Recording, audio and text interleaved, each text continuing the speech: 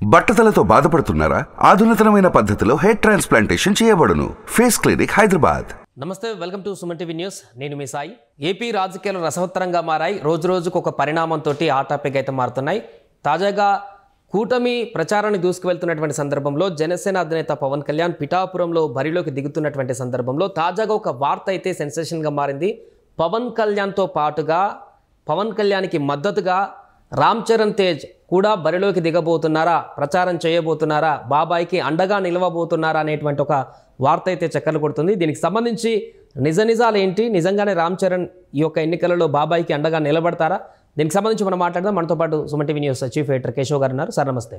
నమస్తే సార్, పవన్ కళ్యాణ్కి రామ్ చరణ్ బాసటగా నిలిచేటువంటి అవకాశం ఉందా ఈ ఎన్నికలలో? బయటికి వినపడుతున్నటువంటి వార్తలలో వాస్తవం ఎంత? అంటే ఒకటి క్లియర్ పిక్చర్ ఏంటంటే పవన్ కళ్యాణ్తో మెగా ఫ్యామిలీ మొత్తం ఉంటుంది.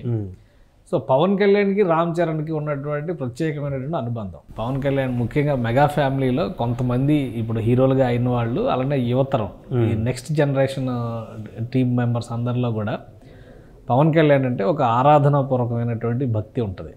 ఇప్పుడు సాయిధరం తేజ్ ఉన్నాడు, ఆయన ఒక గురువు అనేటువంటిది ఆయన బహిరంగంగానే చాలా సందర్భాల్లో మాట్లాడి, అలానే ఆయనకి యాక్సిడెంట్ అయినప్పుడు పవన్ కళ్యాణ్ రియాక్ట్ అయినటువంటి విధానం, హాస్పిటల్లో చూసుకుంటున్నటువంటి పరిస్థితి.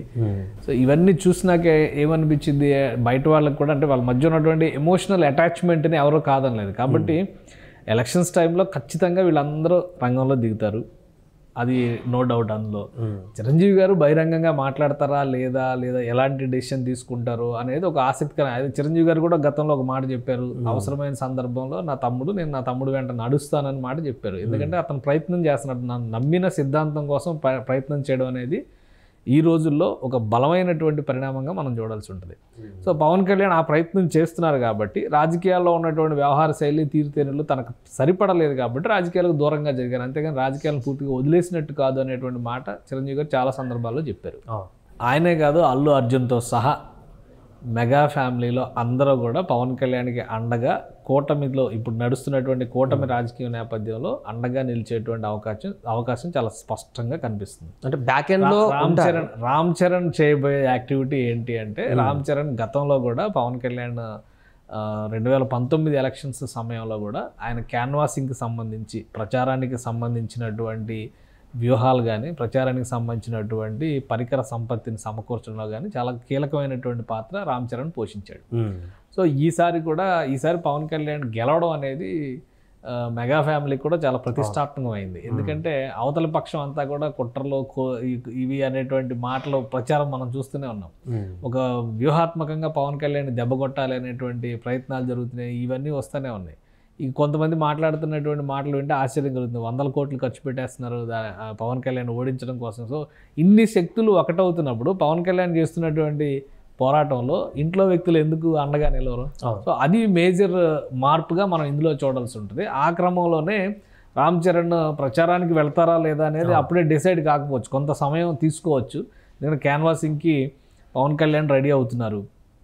వారాహి హైదరాబాద్ నుంచి బయలుదేరింది, మంగళగిరికి వెళ్తుంది. 27వ తారీఖు నుంచి షెడ్యూల్ చేస్తున్నారు. ఈలోపు ఎక్కడెక్కడ పోటీలో ఉన్నారు జనసేన పార్టీ బరిలో నిలుపుతున్నటువంటి నియోజకవర్గాలు, అలానే కూటమిలో కీలకమైనటువంటి నాయకులు నియోజకవర్గాలు. పవన్ కళ్యాణ్ గతంలో ప్లాన్ చేసుకున్న దాని ప్రకారం అయితే 175 నియోజకవర్గాలు తిరగాలనేటువంటి ఆలోచన చేశారు ఆయన. ఇప్పుడు సమయం కూడా ఎక్కువ ఉంది కాబట్టి యాత్రలు చేయడానికి ఇంకా వెసులుబాటు ఎక్కువ దొరుకుతుంది. సో పవన్ కళ్యాణ్ ఒక పటిష్టమైనటువంటి ప్రచార ప్రణాళికను సిద్ధం చేసుకుంటున్నారు. దానిలో భాగంగానే వారాహిని రప్పిస్తున్నారు. ఈ మంత్ 27 అంటున్నారా? ఈ నెల 27 అంటే రామ్ చరణ్ బర్త్డే కూడా ఉంది అదే రోజు ఒక సెలబ్రేషన్. అంటే already Ram Charan birthday count down కూడా మొదలు పెట్టారు, చాలా కార్యక్రమాలు కూడా చేస్తున్నారు. 10 days to go అదే వేదిక కాబోతుంది. ఇక్కడ జరగబోయేది ఏంటంటే, రామ్ చరణ్ ఎందుకు మద్దతుగా నిలవబోతున్నారు అనేటువంటి మాట అంత క్లియర్ గా చెప్పగలుగుతున్నాం అంటే, 10 days to go అనేటువంటి క్యాంపెయిన్ 10 రోజుల నుంచి చేస్తున్నారు. అంటే 4 రోజుల నుంచి మొదలైపోయింది. రామ్ చరణ్ పుట్టినరోజు సందర్భంగా అభిమానులు, సేవా సంఘాలు ఇవన్నీ కూడా చేయడం, యాక్టివిటీ చేయడం అనేది సహజంగా జరిగేటువంటి ప్రక్రియ. ఈసారి ఉన్నటువంటి ఎలక్షన్ క్యాంపెయిన్, ఎలక్షన్ వాతావరణాన్ని దృష్టిలో పెట్టుకుని రామ్ చరణ్ అభిమాన సంఘాలు మరింత యాక్టివేట్ అవుతున్నాయి. అలానే బహుశా 1-2 రోజుల్లో విజయవాడ కేంద్రంగా ఒక మీటింగ్ జరగబోతుంది అనేటువంటి సమాచారం కూడా వస్తుంది. కాబట్టి వీళ్ళందరూ కూడా పొలిటికల్గా జనసేనతో కలవబోతున్నారు. లాస్ట్ టైం చిరంజీవి అభిమాన సంఘం, రామ్ చరణ్ అభిమాన సంఘం జనసేన పార్టీకి అండగా నిలవాలనేటువంటి ఒక ప్రకటన క్లియర్గా చేసినాయి. సో ఇప్పుడు కూటమి తరపున వీళ్ళందరూ ఎక్కడున్నా కానీ కూటమికి బాసటగా నిలవాలనేటువంటి సంకేతం ఇవ్వబోతున్నారు. ఈ క్రమంలో రామ్ చరణ్ కూడా ప్రచారానికి వచ్చినా ఆశ్చర్యపోవాల్సినటువంటి అవసరం లేదు. అందరి ప్రశ్న కూడా ఇదే, బ్యాక్ ఎండ్లో ఎలాగో సపోర్ట్ చేస్తారు. రామ్ చరణ్ కానీ, అల్లు అర్జున్ కానీ, మిగతా సాయి ధరమ్ తేజ్ కానీ వీళ్ళందరూ బ్యాక్ ఎండ్ సపోర్ట్ చేస్తారు. అభిమానులు అయితే ప్రత్యక్షంగానే సపోర్ట్ చేస్తారు.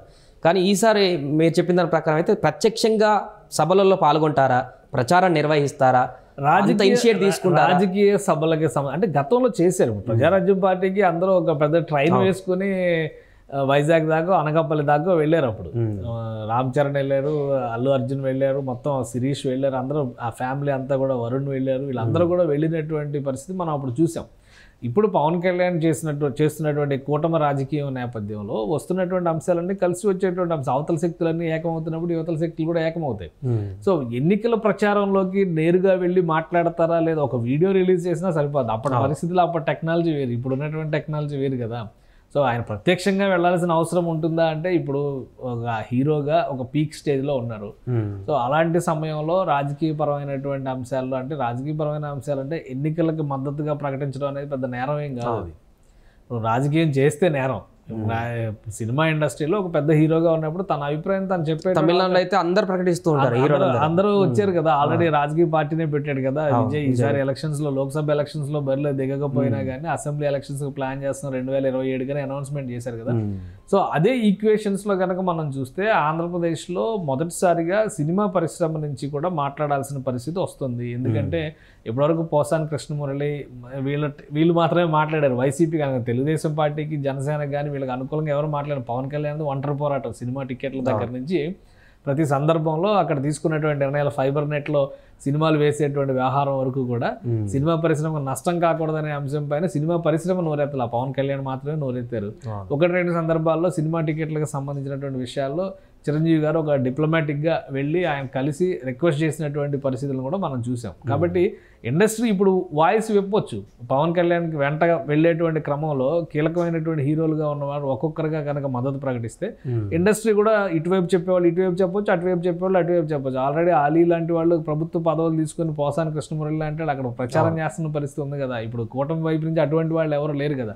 పవన్ కళ్యాణ్కి ఉన్నటువంటి ఫ్యామిలీ బ్యాక్గ్రౌండ్, సినిమా బ్యాక్గ్రౌండ్ ఖచ్చితంగా ఈ ఎలక్షన్స్లో ఉపయోగిస్తారు.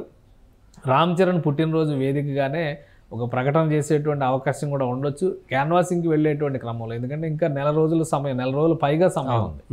ఆ సమయాన్ని డిసైడ్ చేసుకుంటారు ఎక్కడ మాట్లాడాలి, ఎప్పుడు మాట్లాడాలి, లేదా వీడియో రూపకంగా విడుదల చేస్తే సరిపోతుందా, ఇవన్నీ కూడా ఆలోచించుకుని ఇండస్ట్రీ వైపు నుంచి వాళ్ళకు కూడా ఏమి ఇబ్బందులు రాకుండా ఉండేటువంటి అన్ని చూసుకుంటారు. కానీ ఫ్యామిలీ బాండింగ్, ఫ్యామిలీ ఇంటిగ్రిటీని మాత్రం ఈసారి తెలుగు ప్రజలకి, ముఖ్యంగా ఆంధ్రప్రదేశ్లో ఉన్నటువంటి ప్రజలకైతే మెగా ఫ్యామిలీ చూపించే అవకాశాలు పుష్కలంగా కనిపిస్తున్నాయి. Right sir. సో మొత్తానికి అది ఈసారి పవన్ కళ్యాణ్ వెంట రామ్ చరణ్ రాబోతున్నారనేటువంటి ఒక చర్చ అయితే కొనసాగుతుంది. దానికి సంబంధించి జరుగుతున్నటువంటి కార్యక్రమాలు కానీ ఈ యొక్క సంఘటనలన్నీ కూడా ఆద్యం పోస్తున్నాయి. చూడాలి మరి 27 తర్వాత దీనికి సంబంధించి బహిరంగంగానే ఏమన్నా ఒక దీనికి సంబంధించినటువంటి వార్త బయటకు వస్తుందా, లేదంటే అలానే బ్యాక్ ఎండ్లో ఎప్పట్లాగానే బ్యాక్ ఎండ్లో సపోర్ట్ చేస్తారనేది మాత్రం చూడాల్సిన అవసరం ఉంది. సుమన్ టీవీలో మీ పర్సనల్ అండ్ బిజినెస్ ప్రమోషన్స్ కోసం కింది నెంబర్కి కాంటాక్ట్ చేయండి.